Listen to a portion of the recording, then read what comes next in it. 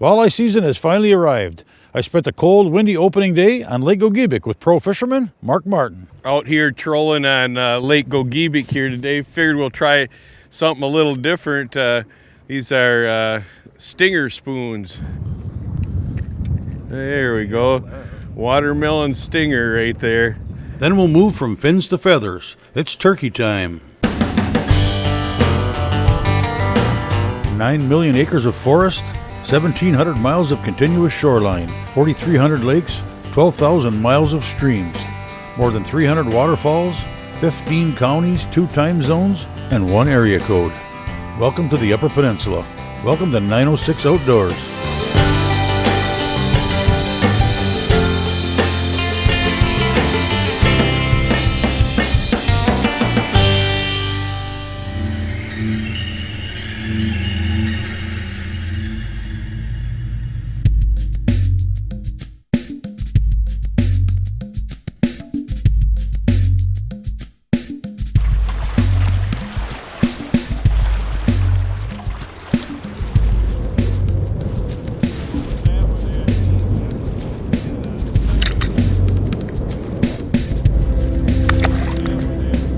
Lake Gogebic, the Upper Peninsula's largest inland lake. It's 39 degrees. Clouds have sealed out the sun's light. There's a heavy wind out of the northeast, and the water is choppy and rough. If you're looking for a beautiful spring day in the middle of May, you'd be pretty disappointed. But if you're a walleye fisherman, on opening day of the season, the conditions are perfect. I met up with Walleye Pro Mark Martin and local fisherman Dean Carley on the dock at daybreak for a day on Lake Gogebic, experimenting with spoon-fed walleyes. Yeah, we're out here trolling on Lake Gogebic here today. Figured we'll try something a little different.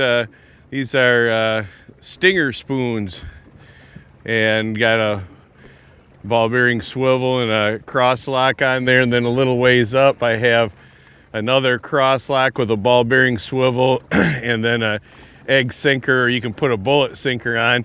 That'll just weight it down just enough that we can get it close to the bottom with about 90 to 110 feet of line out. And then we're putting them on little inline planer boards, the TX 12s by Church. And then we got the TX 007 too, the little stern planer that we're putting out also.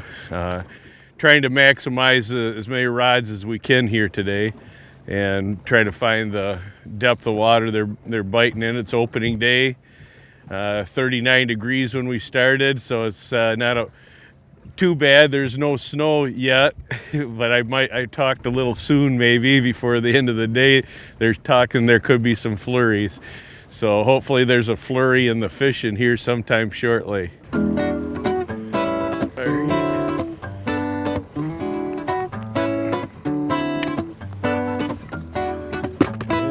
Small eye. At least it's a fish.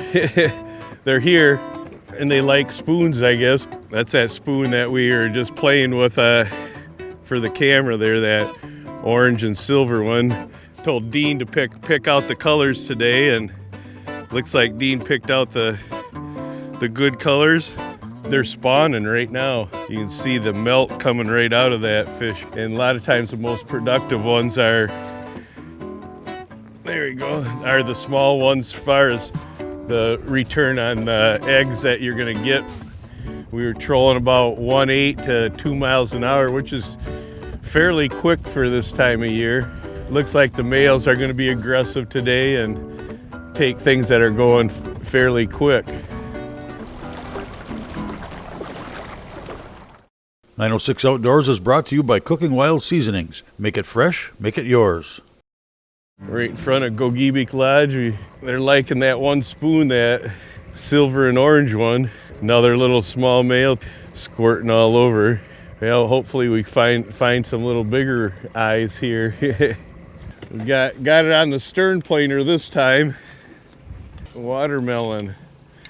Yeah, they want the spoons. Only thing we need now is getting to a little bigger size ones. There we go. Watermelon stinger right there. Nice little Lake Gogebic eye there.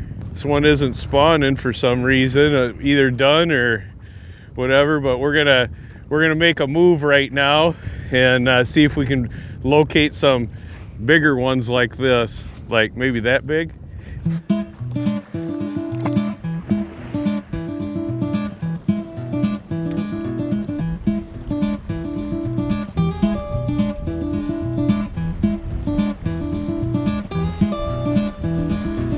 It's fun driving the boat, reeling fish in. Yeah, it looks like it might make it. 15 and a half.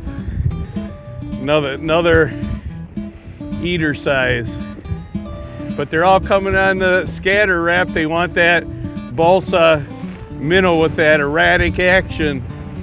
And we're giving them a lot of erratic action by going into these 2.5, 3 foot plus waves here right now. It's building here. From the beginning of the day, it's just got worse and worse. The temperature's gone down and down. 15 incher. He might make 15. The Mother Nature is kind of being rough today on everything. It wants to take me into shore if I don't look, or wants to turn me sideways. It might be a 15 incher. You got to maintain a speed out here, you know, under 2 miles an hour. And I got sea anchors out, and I got all sorts of control methods, but you still got to drive. Look at that, 15 and a half inches right there. Something for supper and the hot oil tonight. Some of the things that, you know, early season, cold weather, especially this year, a lot of times you have to fish slow. You know, I'd love to have fished a lot slower than I did today, but the conditions, you know, it's right now, you can see what the conditions are. You know, it's blowing 25 miles an hour for the most part all day long, so you're going into it, and you could slow down somewhat, but if you slow down too much, the boat got out of control. Well, I had to settle for, you know, going downwind at times, and I could go slow that way, but you were getting too much surge and because the waves got so high. So I had to pick a happy medium around 2 miles an hour. Yeah, he's a keeper. Here, take the net quick. Going. Look at that color I said. Yeah, that scatter wrap with a foil gold color and light brown top on it. Yeah, they seem like they always like to hit when I'm going against the waves. Makes it a lot of fun. I was fishing faster than I wanted to fish today, but I'm telling you, if you slow down or are able to slow down, you know, it helps. I slowed down some with sea anchors out and everything. Look for things that are a little different. You know, the mud lines, I fish them out west on reservoirs, and I fish them in certain rivers. And geez, here at Lake Gogebic, we've seen a mud line. We started fishing it. We caught fish on this mud line here too. So if you see it muddying up, and get out there and fish just inside the mud line or right up on shore where it's creating that mud line. Very good little tips for early season, where the fish will be concentrated. Shallow water is going to be some of the places that you're going to want to check out. Deep water, they're going to go to deep water after they get done spawning. They're going to suspend. We caught some fish suspended today, but for the most part, most of them are going to be shallow. Either they're going to spawn or have spawned. The males are going to stick around. The females are going to drop deep, but it's going to take them about another week or so before they are recuperated enough that they're going to be snapping.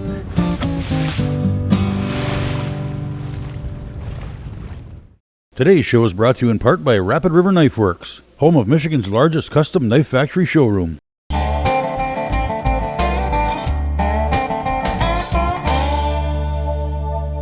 The tackle that we were using today, I was using some Abu Garcia line counters. I had Fenwicks. I had long rods, 11 footers. They're so long, there's no line in the water, so they don't have a tendency to overlap each other very often.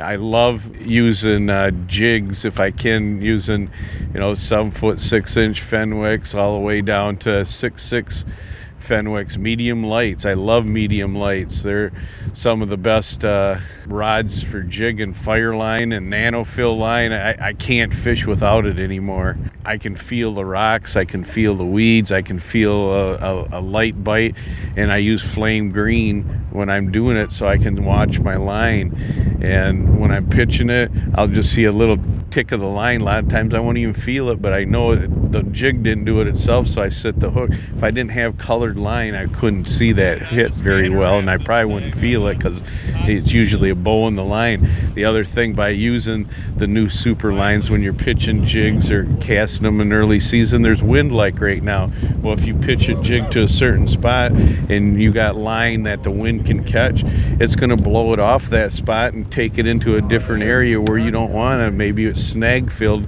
where it's going to take your jig into. So having that thinner diameter super line, you'll be able to pitch your jig into rocks and little crevices that the jig is going to fall right there. You're going to have maybe a little bow with this type of wind today, but if you had monofilament, you'd have a big bow and it'd grab it and pull it right out of the area where you're trying to fish. Yeah, those scatter rats have never let us down out here yet, have they?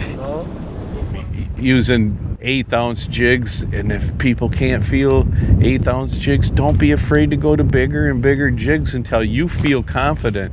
You know, just because a lot of people say, oh, I can use a 16th ounce jig, which I could in here, but a lot of people couldn't.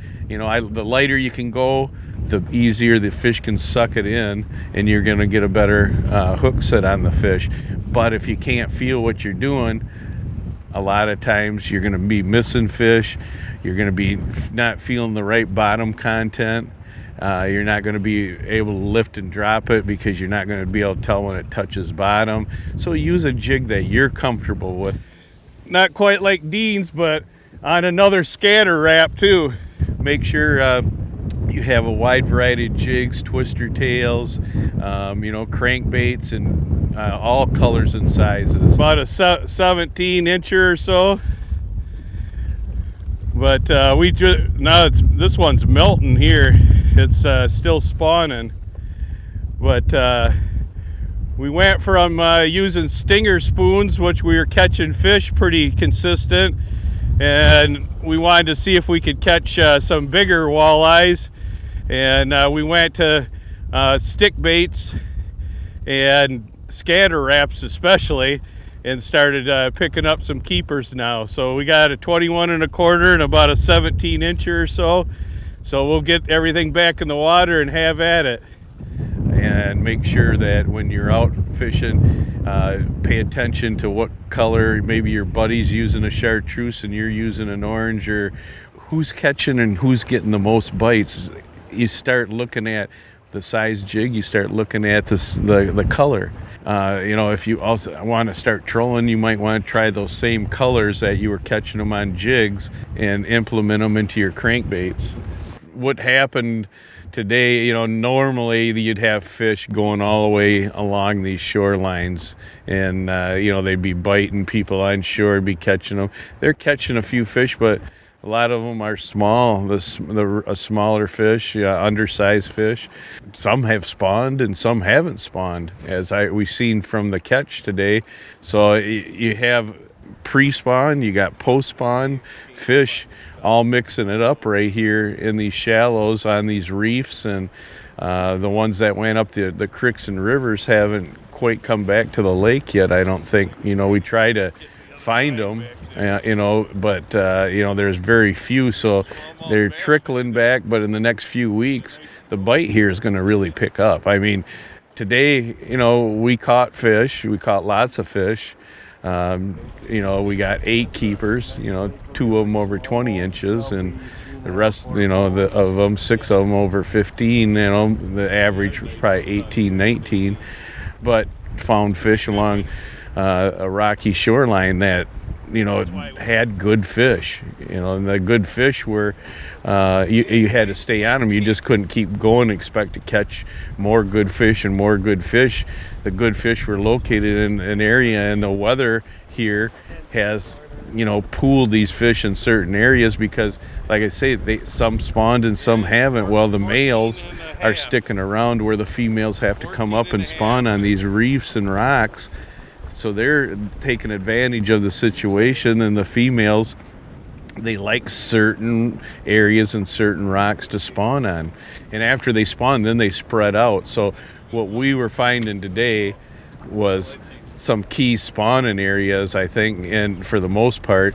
And I was surprised that once I seen the one female that hadn't spawned and the other one had spawned out, that they were still kind of hanging around in these areas. Usually they're getting pestered by so many males, they're difficult to catch. And the males were pretty decent size that we caught, but they're melting. That's what we came out here for, to try to catch some nicer ones, and getting them all on scatter wraps now. And this one looks like maybe a female that hasn't spawned yet even. But the bite here on Lake Gogebic, because of the weather this year and the way everything's panned out, being cold, it's going to concentrate these fish along the shoreline for the next 2 to 3 weeks anyhow, at least 2 to 3 weeks. They're going to start biting all along these shorelines here real soon. So get yourself some scatter wraps, some jigs, minnows, get some Berkeley gulp to put on there, sweeten it up a little bit. Try spoons, maybe tomorrow if I was going to fish out here, maybe spoons would be the way to go, but today the Rapala scatter wraps, definitely fantastic today. So hope to see you out on the water, and good luck fishing.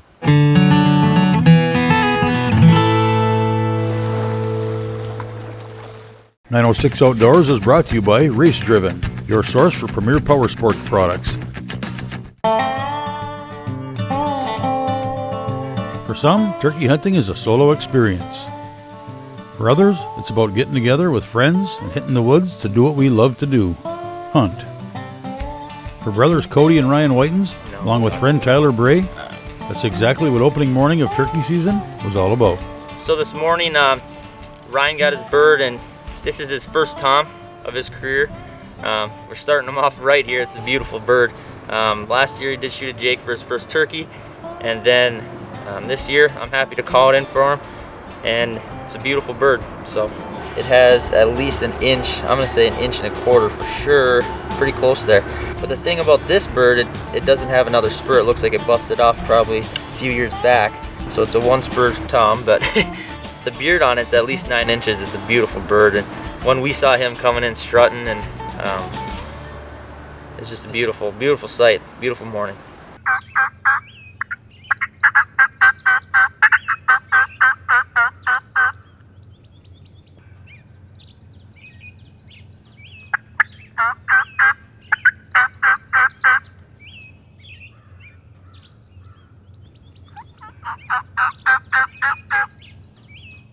So this bird here is, we went to one of our spots, and what I did initially was just give out some yelps.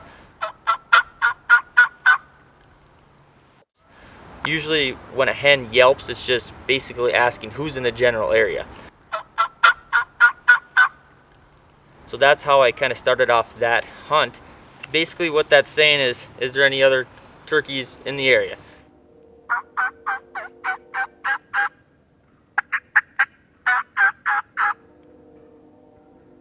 After I did that call, we started getting some cuts and some cackles from other hens in the area. But I was messing with them a little bit, and then we heard him gobble. And that's when I knew he was henned up with a few hens. So what we did, we swooped around and we positioned ourselves on the edge of the field here, and I just started calling.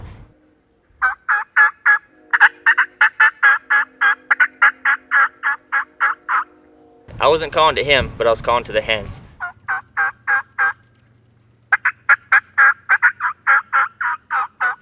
And that happens a lot of times early in the year here when a lot of these birds are locked down with other hens.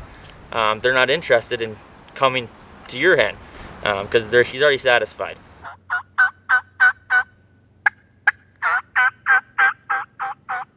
So what I did was I started cutting to these hens and got them aggravated, and they came in.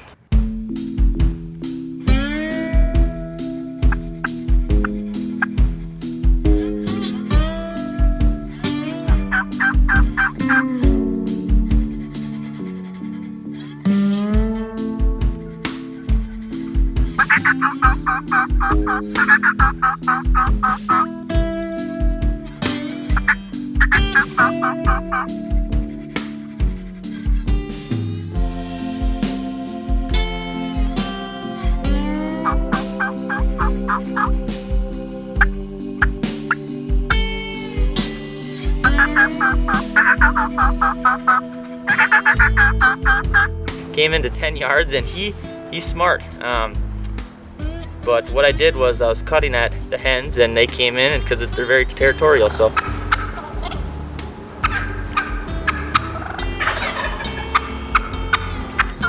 and those hens didn't like it. He kind of held back, but once they pushed onto the decoy, he started coming in. I was messing around with some trees. I had some trees between me and Ryan here, but we made it work and we got it on film. So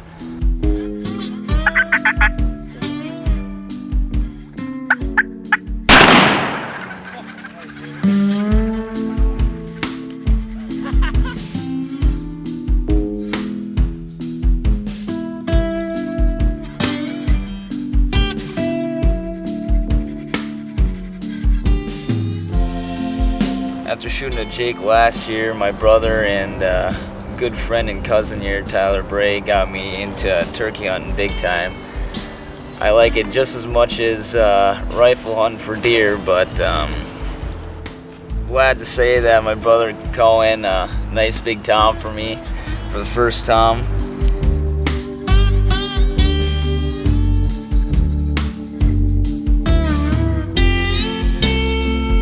he's at least a 3.5-year-old bird. He's got a very nice beard. And if you look at this tom here, you can notice that the wings here, they're all nipped off. That's because he's been strutting most of his life. You can tell he's one of the dominant birds in the area, so it's always nice to harvest a mature animal, especially turkeys. I'm just ready to put them on the grill now. Yeah, definitely.